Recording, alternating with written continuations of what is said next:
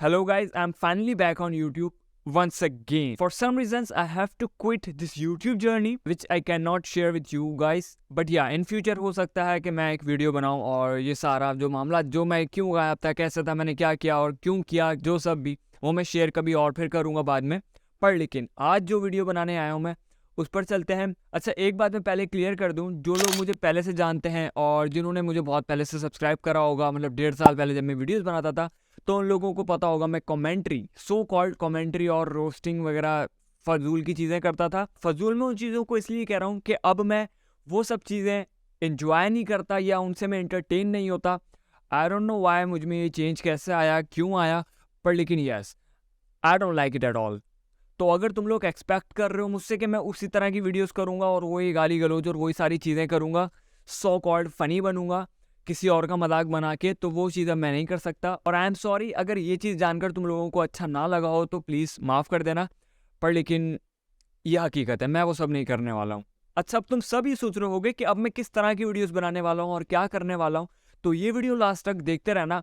मुझे पक्का पता है तुम लोगों को बुरा नहीं लगेगा जो मैं करूंगा। तुम लोग ये वीडियो पूरी देखना। इस वीडियो में मैं केस स्टडी शेयर करने वाला हूँ जो कि रियल है। So let's start it now. When he's on drug with her and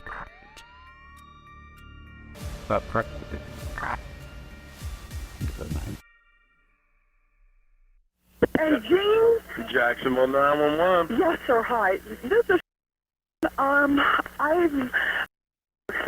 went out to play this afternoon. I thought she was with her, and now she's missing. How old is she? She's 8 years old. Where was she playing at around the house? Right around the house here. Is she a white female or a black Yes, female? she's a white female. What did she have on when she left? She had on a red T-shirt. And Mama, did she have on jeans? No, I've been upstairs, Mama. I have searched. Ma'am. Yes. Blue jeans? Mama, did she have on blue jeans? What'd you have on? What kind of shorts? Pair of shorts? She had on a pair of shorts and a red T-shirt. She blonde hair, black No, hair? she's got reddish brown hair. It's actually a brown with an auburn tint to it. What's her name? It's short. Her name is Maddie. She goes, it's What's her Madeline. last name? Clifton. C-L-I-F as in Frank, T-O-N. When's the last time anybody saw her? Mama, what time did I come home from boating? About 5:30? 4:30 to 5 o'clock. About 5:30 was the last time we saw her. And I was letting the kids play out here for a little while, and then she disappeared, and nobody knows where she's at. She have any friends nearby? Did you go check? I've got every neighbor out here right now. Okay, the police will be there shortly, ma'am. You keep looking, okay? Okay, do All right. you know where I am? I mean, I'm at the corner of Fleetwood and Stephen is right there. What is it? My husband just came home. And, hold on just a moment.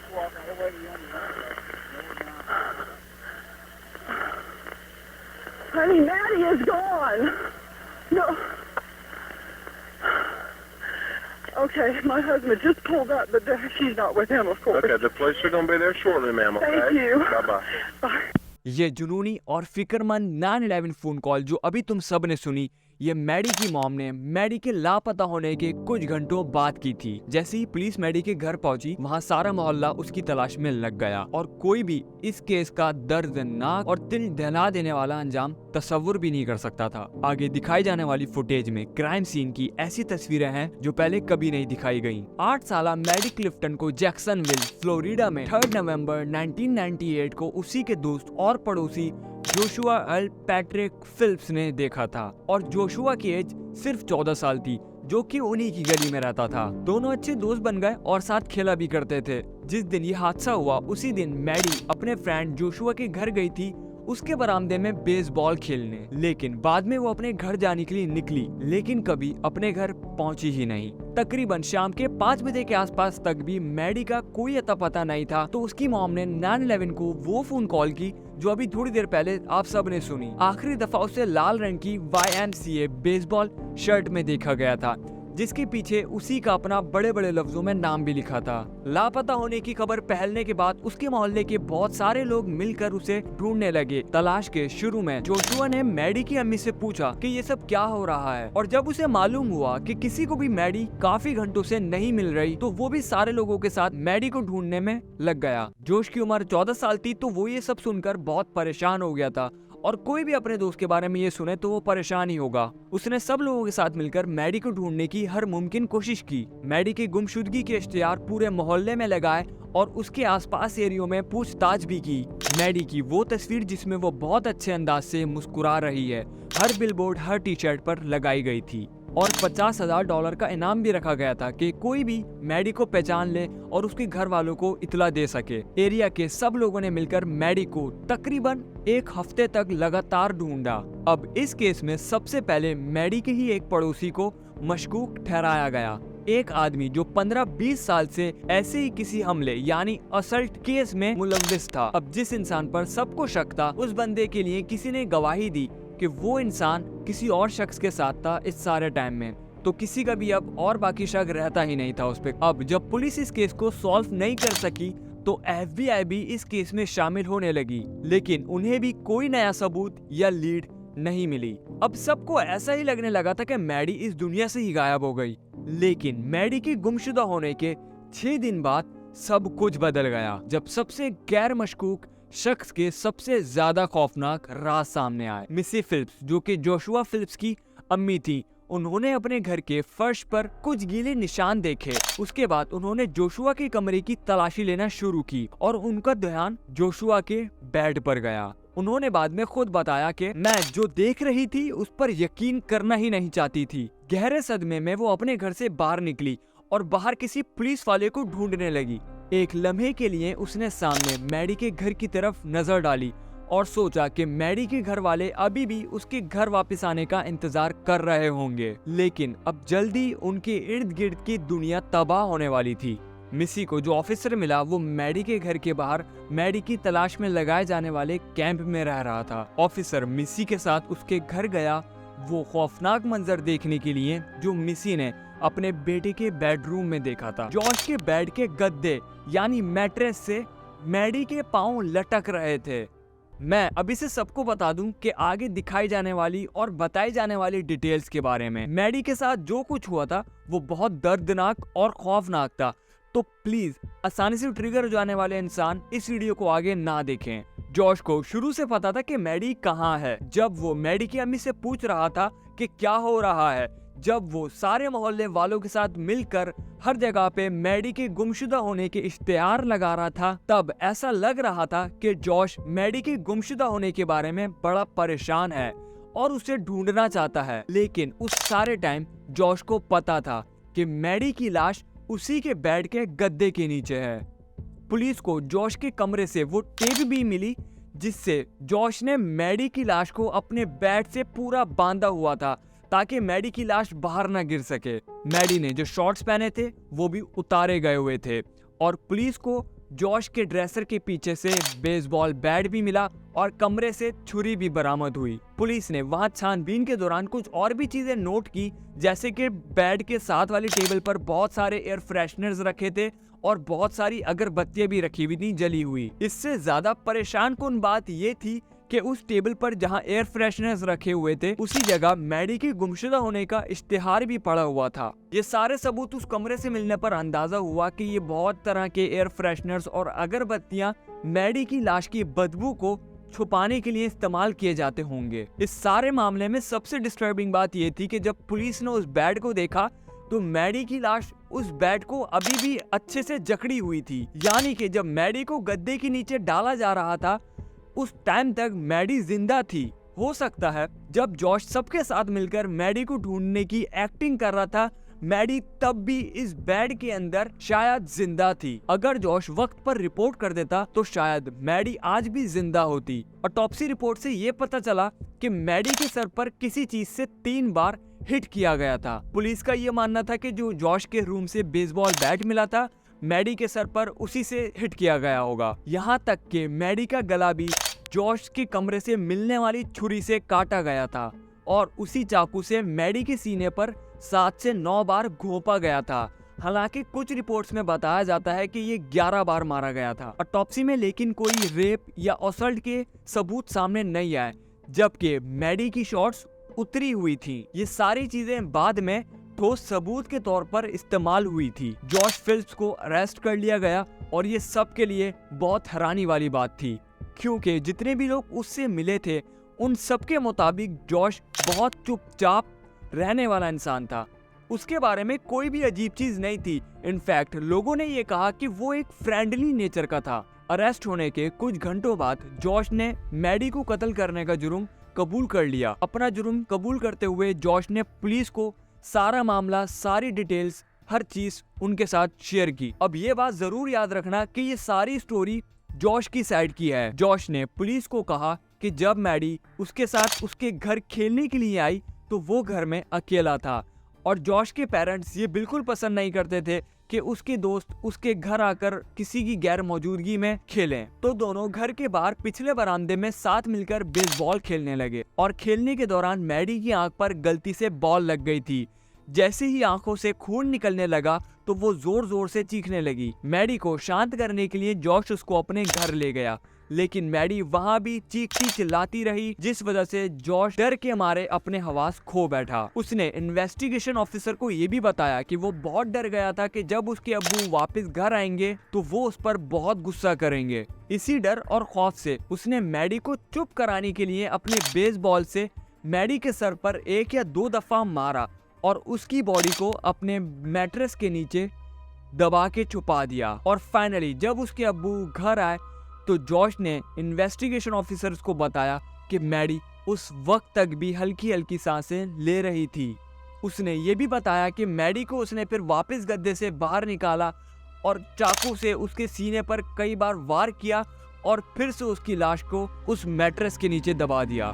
आज तक बहुत सारे लोग ये सोचते हैं कि क्या जॉश उसी गद्दे के ऊपर इतने दिन सोता रहा, तो इसका जवाब जितना भी खौफनाक हो, लेकिन हाँ, वो भी 1 हफ्ते तक इस बात पर यकीन करना बहुत ही मुश्किल था कि एक छोटी सी बच्ची की लाश पर जॉश पूरे हफ्ते तक सोता रहा। जॉश हमेशा से एक नॉर्मल लड़का था, न गुस्से का तेज, न लड़ने झगड़ने वाला। यही वजह थी कि उस पे कभी किसी को शक नहीं गया, खास तौर से क्योंकि मैडी की लाश को ढूंढने में सबसे ज्यादा बढ़ चढ़कर जॉश ही हिस्सा ले रहा था। लेकिन अब भी इन्वेस्टिगेटर्स को जॉश की ये कहानी अजीब लग रही थी। शुरू में उसने बताया था कि जब वो मैडी को घसीटते हुए घर के अंदर ला रहा था तो तब उस दौरान मैडी के शॉट्स उतर गए थे। सारे लोग इन्वेस्टिगेटर्स की तरह जॉश की बातों पर सहमत या मुतमईन नहीं हो रहे थे, क्योंकि उसकी बातें बहुत सारी जगहों पे सेंस तक नहीं बना रही थी। पूरे एरिया के लोग बहुत ज्यादा हैरान और खौफजदा थे, क्योंकि जो इंसान मैडी को ढूंढने में सबसे ज्यादा बढ़ चढ़कर हिस्सा ले रहा था, पूरे टाइम से शुरू से ही वही उस बच्ची का कातिल था। कुछ लोग पूरे फिलिप्स खानदान पर कई सवालिया निशान उठा रहे थे कि पूरे हफ्ते तक किसी को भी ये कैसे नहीं पता लगा कि उनके घर में उनके बेटे के मैट्रेस के नीचे एक बच्ची की लाश दफन है।